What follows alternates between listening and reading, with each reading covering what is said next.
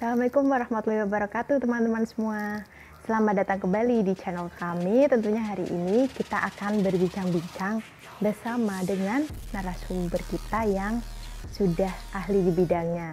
Di sini kita sudah bersama dengan Bapak Konstantinus selaku psikolog organisasi. Hari ini kita akan membahas tentang job specialization di era new normal ini. Berjumpa lagi dengan saya, psikolog Konstantinus. Saya seorang psikolog organisasi. Baik teman-teman, untuk lebih jelasnya, langsung saja kita tanyakan ke Pak Konstantinus. Pak, apa sih itu job specialization? Job specialization adalah suatu proses di mana karyawan mengembangkan keterampilan atau keahlian untuk mengerjakan suatu pekerjaan tertentu. Misalnya, dia mengembangkan keahlian atau keterampilan untuk menjalankan pekerjaan sebagai staf HRD. Setelah dia terampil atau ahli menjadi staf HRD, dia kemudian mengalami atau menjalani proses mengembangkan keahlian atau keterampilan sebagai supervisor HRD. Setelah itu, dia mengalami proses lagi, mempunyai keahlian atau keterampilan sebagai manajer HRD. Demikian seterusnya sampai dia bisa menjadi seorang direktur HRD. Job specialization memang memerlukan waktu yang tidak singkat. Dan tentu saja orang atau karyawan yang bersangkutan memang betul-betul memiliki bakat atau minimal hobi atau setidaknya minat. Karena kalau seorang karyawan harus menjalani job specialization untuk sesuatu pekerjaan yang tidak merupakan bakatnya atau hobinya atau minatnya, dia akan mengalami perasaan tidak bahagia. Dia tidak akan berprestasi karena dalam proses itu hatinya tidak bersungguh-sungguh untuk menjalankannya. Oke Pak, lalu seberapa penting ya Pak job specialization itu dalam sebuah organisasi? Kita sekarang hidup di era yang serba modern, yang menuntut kecepatan, menuntut keahlian. Karena itu tidak bisa dipungkiri bahwa spesialisasi di bidang pekerjaan tertentu merupakan keharusan bagi karyawan di sebuah organisasi.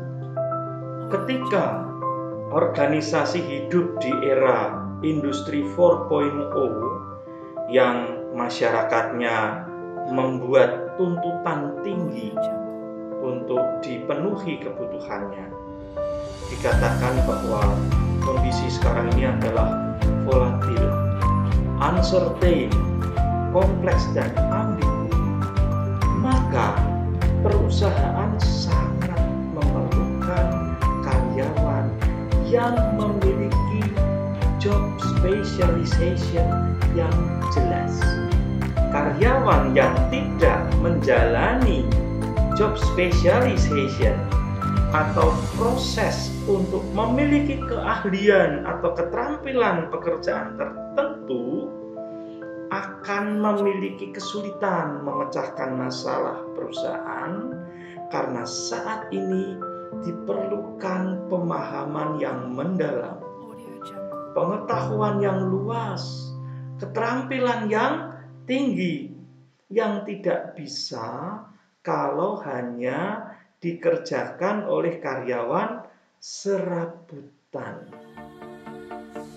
Baik Pak, Lalu bagaimana cara penentuan job specialization dalam sebuah organisasi ya Pak?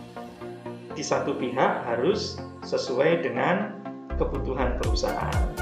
Di lain pihak harus disesuaikan juga dengan bakat, hobi, minat, kecerdasan, dan kepribadian karyawan. Kalau karyawan yang ada ternyata tidak memiliki bakat, hobi, minat, kecerdasan, atau kepribadian untuk diberikan job specialization sesuai kebutuhan perusahaan, artinya telah terjadi kesalahan dalam rekrutmen maupun seleksi karyawan. Sampai batas tertentu, kesalahan rekrutmen maupun seleksi seperti ini dapat diatasi dengan pelatihan, dengan konseling, dengan coaching. Tetapi kalau gap atau kesenjangannya terlalu jauh, misalnya karyawan akan mendapatkan job specialization sebagai manajer pemasaran, padahal dia memang tidak suka menjual atau memasarkan barang, ya tidak bisa dipaksakan dengan pelatihan, dengan konseling maupun coaching. Maka harus diganti dengan karyawan yang lebih tepat. Baik Pak, nah sekarang kan masa-masa pandemi seperti ini nih Pak, dan diberlakukan sistem new normal.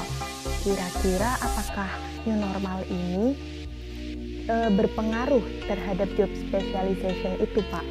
Kalau berpengaruh, apa saja sih Pak pengaruhnya? Kita kembali kepada pengertian. Job specialization adalah proses di mana karyawan mengembangkan diri supaya ahli, supaya terampil menjalankan pekerjaan tertentu. Tentu saja ada sesuatu yang baru, di mana proses mengembangkan diri di era new normal ada tuntutan baru, misalnya harus mahir melakukan komunikasi secara online dengan menggunakan Google Meet atau Zoom. Ambillah suatu contoh. Seorang karyawan pandai sekali untuk berbicara tatap muka, tetapi sekarang dituntut untuk bisa melakukan komunikasi dengan Google Meet atau Zoom atau program yang lain. Ternyata dia mengatakan, saya tidak terampil menggunakan komputer. Nah, berarti proses pengembangan dirinya terhambat. Berarti ada kendala. Berarti job specialization untuk dia harus dievaluasi, harus ditinjau ulang. Dia tidak bisa lagi dikembangkan menjadi spesialis di bidang itu karena keterbatasan bekerja menggunakan komputer. Kesimpulannya, job specialization di era new normal memang ada pembaruan karena masuknya tuntutan untuk melakukan komunikasi secara online menggunakan komputer. Dengan demikian, perusahaan harus memperhatikan apakah karyawan masih tepat untuk dikembangkan keahlian dan keterampilannya supaya menjalankan sebuah pekerjaan tertentu, menjadi spesialis di bidang itu, atau terpaksa harus ditinjau ulang, diganti dengan karyawan lain yang lebih familiar, lebih terampil, lebih ahli menggunakan komunikasi secara online. Sampai di sini dulu edisi kali ini. Semoga bermanfaat. Sampai jumpa di edisi berikutnya. Saya psikolog Konstantinus. Saya seorang psikolog organisasi. Baik, terima kasih jawabannya Pak. Terima kasih kepada Bapak Konstantinus sudah meluangkan waktu untuk menjawab pertanyaan-pertanyaan kami dan membagikan ilmunya kepada kami. Baik, itu dia tadi teman-teman jawaban dari Pak Konstantinus mengenai job specialization di era new normal ini. Nah, Semoga ilmu atau jawaban yang tadi Bapak sampaikan dapat memberikan manfaat ke kita semua, menambah wawasan, ilmu pengetahuan kita, dan semoga berguna untuk kita semua. Terima kasih sudah menonton edisi bincang-bincang pada hari ini. Jangan lupa ya untuk klik like, komen, dan subscribe. Saya pamit undur diri. Sekian dan terima kasih. Wassalamualaikum warahmatullahi wabarakatuh.